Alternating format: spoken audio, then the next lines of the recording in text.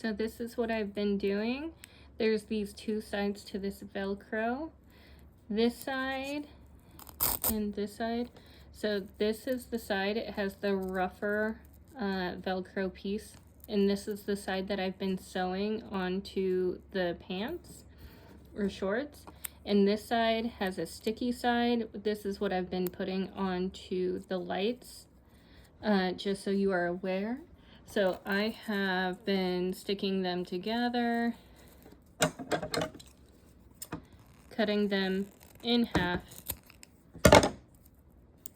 pulling one side off, sewing it onto the shorts, and then sticking this onto the lights that I have, and then rolling them all together, and so they'll be able to stick to each other during the performance.